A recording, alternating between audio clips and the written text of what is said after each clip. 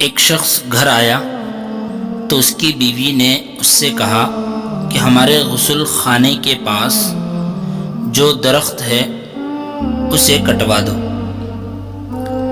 میری غیرت گوارا نہیں کرتی کہ جب میں غسل کروں تو پرندوں کی نظر مجھ پر پڑے۔ وہ بیوی کی اس بات سے بہت متاثر ہوا کہ اللہ نے اسے کتنی نیک بیوی عطا فرمائی ہے۔ اس نے اسی وقت وہ درخت کٹوا دیا۔ وقت گزرتا رہا۔ ایک دن وہ خلاف معمول جلدی سے گھر آیا تو کیا دیکھتا ہے کہ اس کی بیوی کسی غیر مرد کے ساتھ مشغول ہے۔ اسے بہت دکھ ہوا اور اپنا سب کاروبار چھوڑ کر کسی اور شہر چلا گیا اور وہاں جا کر اپنا کاروبار شروع کر لیا۔ اللہ نے اسے اس کاروبار میں بہت برکت دی، یہاں تک کہ چند ہی دنوں میں اس کا شمار شہر کے مالدار قسم کے لوگوں میں شامل ہونے لگا۔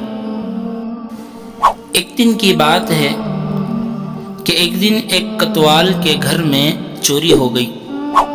پولیس نے مجرم کا سراغ لگانے کی اور پکڑنے کی بہت کوشش کی مگر ناکام رہی۔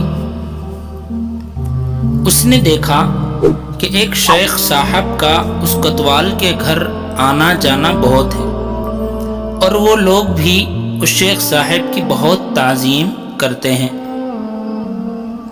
لیکن ایک بات اس کے سمجھ میں نہیں آ رہی تھی کہ شیخ صاحب آدھے پاؤں کیوں چلتے ہیں، پورا پاؤں زمین پر رکھ کر کیوں نہیں چلتے۔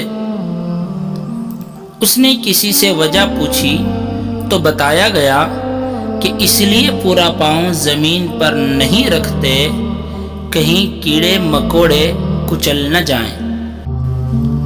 وہ شخص فوراً اس کتوال کے گھر گیا اور بولا، اگر جان کی امان ہو تو عرض کرتا ہوں آپ کے گھر کی چوری ان شیخ صاحب نے کی ہے۔ جب تحقیق کی گئی تو وہ مال مسروقہ اس شیخ صاحب کے پاس سے برآمد ہوا۔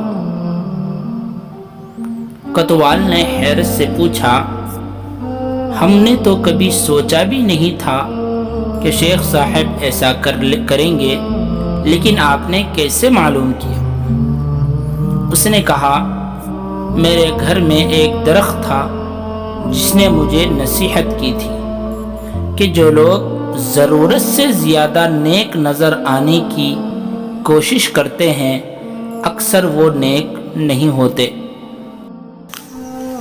سبق: یہ حقیقت ہے کہ کچھ لوگ زبان کی حد تک ہی بااخلاق رہتے ہیں، حقیقی زندگی میں ان کے شر سے ان کے محلے والے، رشتہ دار، گھر والے بھی پناہ مانگتے ہیں۔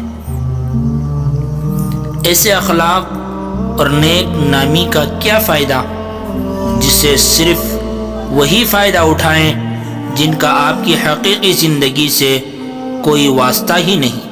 اکثر ایسے کرداروں سے واسطہ رہتا ہے کہ ذرا سا جھگڑا ہوا تو وہ اپنی کمینگی پر اتر آتے ہیں اور ان کے اندر کی غلاظت باہر نکل کر آ جاتی ہے۔